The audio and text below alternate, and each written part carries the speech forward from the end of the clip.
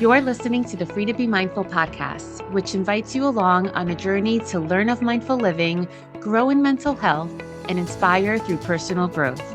In a world where we can often feel much stress and overwhelm, this podcast provides bite-sized tips and real talk conversations, empowering you to embrace mindfulness and nurture your full potential. I'm your host, Vanessa De Jesus Guzman, educator, licensed professional counselor, entrepreneur, and mom. I'm passionate about helping others live life with peace of mind and ease of heart without losing their, here we go.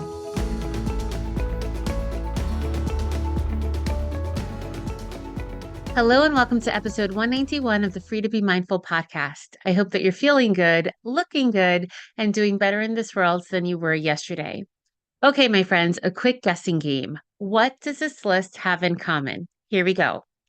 Heights, public speaking, spiders, snakes, enclosed spaces, darkness, failure, death, flying, social situations, public spaces, water, needles, and clowns. Any guesses out there? This is a list of the most commonly known fears. I wonder if you have any fears that I mentioned on that list. We all have things that we're scared of, from major life decisions to fears that we might consider silly. It's all a part of life and sometimes growing up. And when we experience fear, we sometimes run away from it because it could be viewed as a trigger for something that's negative rather than a catalyst for growth. Now, I know for myself, I have a fear of bugs, of ants to be specific. And I know I'm a bazillion times bigger than them, but there's power in numbers.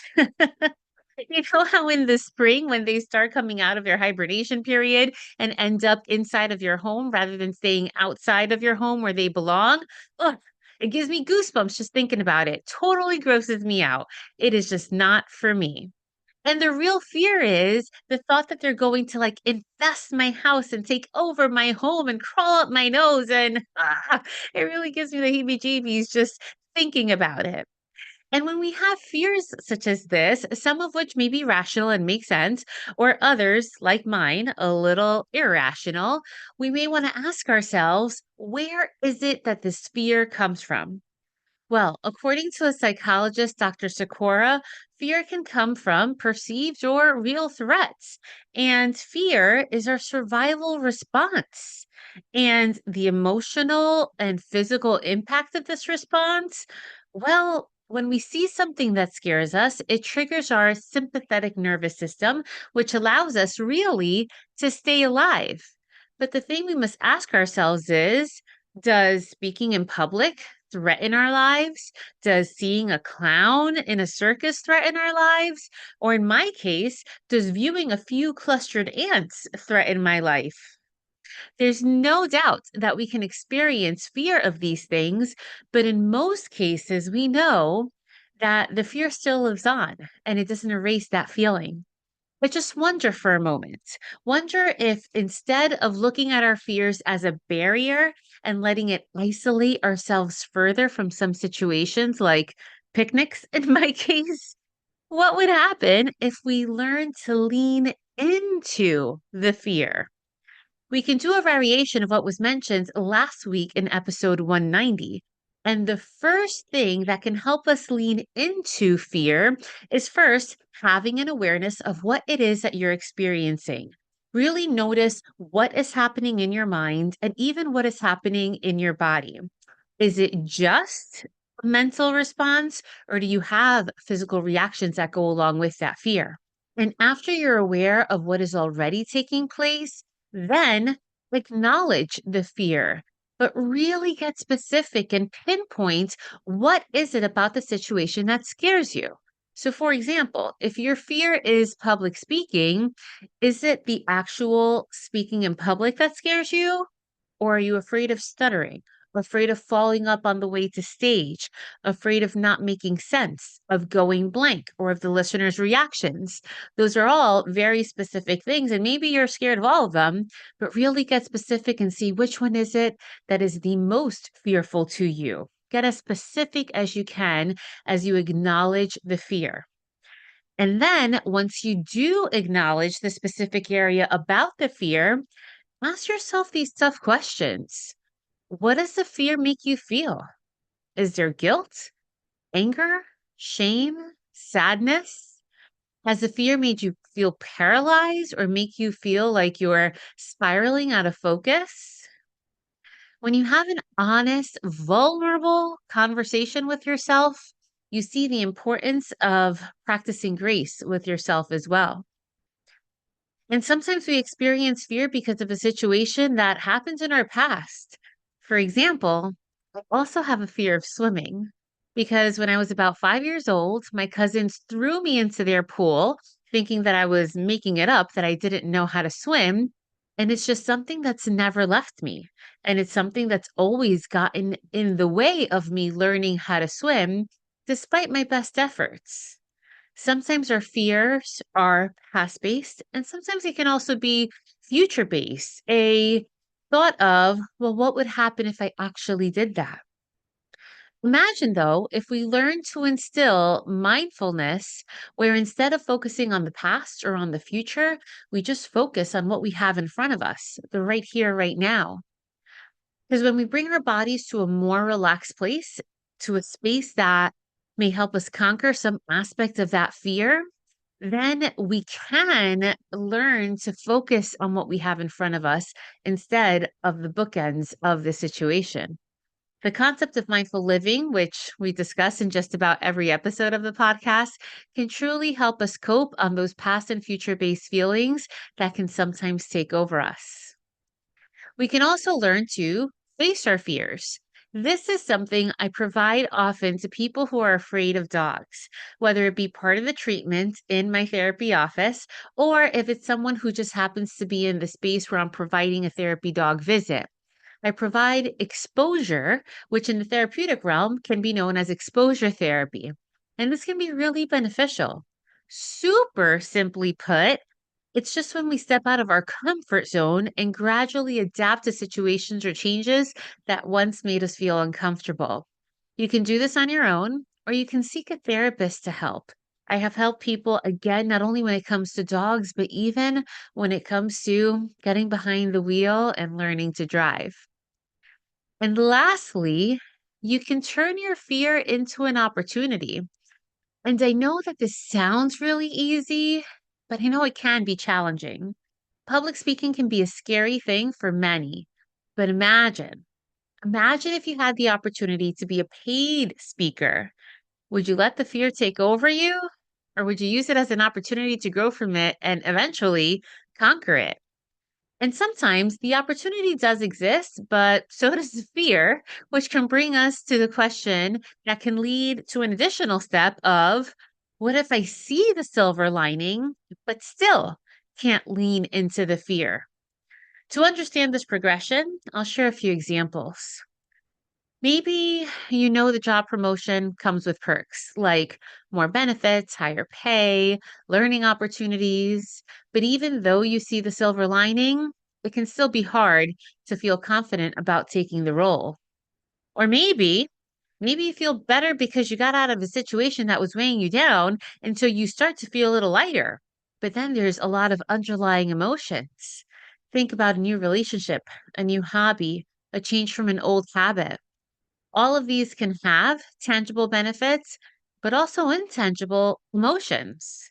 Have you ever felt happy or satisfied with something, but also feel like there's just something missing? That's that feeling.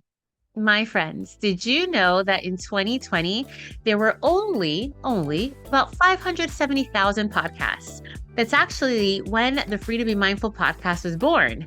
Now, in 2024, there are more than 5 million podcasts available to tune into, out of which about 3.1 million are considered active. And I do not take it lightly that despite having 3.1 million choices, you're tuning into my voice right now, either listening or watching the Free to Be Mindful podcast. Take a moment to think to yourself, why is it that I keep coming back and listening in? Whatever that reason is, I would love it if you could take 1 minute of your time to leave a rate or review on your favorite podcast platform. I'm just one person, but if a few of you shared it through a rate or review, or even took a screenshot and shared it on social media, imagine the additional lives that this podcast could impact throughout the course of time. I truly thank you for your support as we celebrate 5 seasons and almost 200 episodes of the Free to Be Mindful podcast. So this is another reason why leaning into fear is just so important, because it challenges us to embrace the confidence in the journey. And there are some key insights as to the why. When I was thinking of opening my practice full-time and leaving education to be a full-time entrepreneur, you better believe that I was scared. The unknowns often do bring a lot of fear. But there's a lot of cliche sayings that do have a lot of truth to them, including you have to go through the storm to get through it. You do not know what you're capable of until you broaden your mindset of infinite possibilities. And the most confident version of yourself was created because that same person that held onto insecurities and then eventually got over it, either to prove yourself wrong or because you were passionate enough to believe or strong enough to try again. You saw the seed of doubt, but let it bloom into something more positive instead.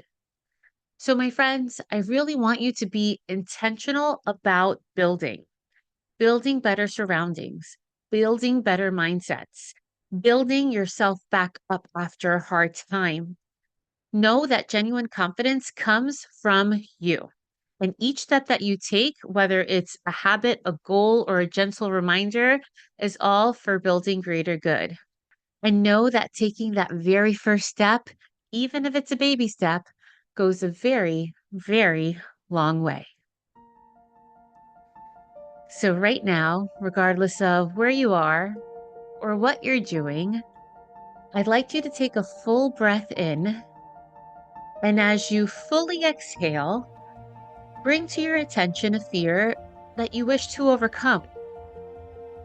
Visualize it as a dark cloud or a heavy weight of something that you've been carrying around with you. And as you continue to breathe deeply, imagine a warm golden light surrounding you.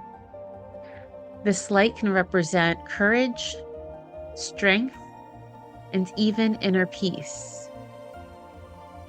With each breath, feel this light growing stronger, growing brighter, filling you with a sense of calm and confidence. Imagine yourself stepping forward toward your fear. See yourself standing tall, standing strong, facing it head on with courage and determination. And as you approach this fear, notice how this light begins to dissolve it, and even transforming it into a feeling of empowerment and freedom. Continue to breathe fully and allow yourself to fully experience this sense of liberation from your fear. Take a moment to reflect on how you feel, knowing that in just this visualization, that you have the strength and resilience to overcome any obstacle that comes your way. And when you're ready, you can bring yourself back to the present moment. Wiggle your fingers and toes, open your eyes if you had them closed, and know that whenever you need to feel empowered and overcome your fears, know that you are strong, that you are capable, and that you are worthy of living a life free from fear. And as always, know that in a world where you are free to be anything that you want to be, you are always free to be mindful. Catch you next week.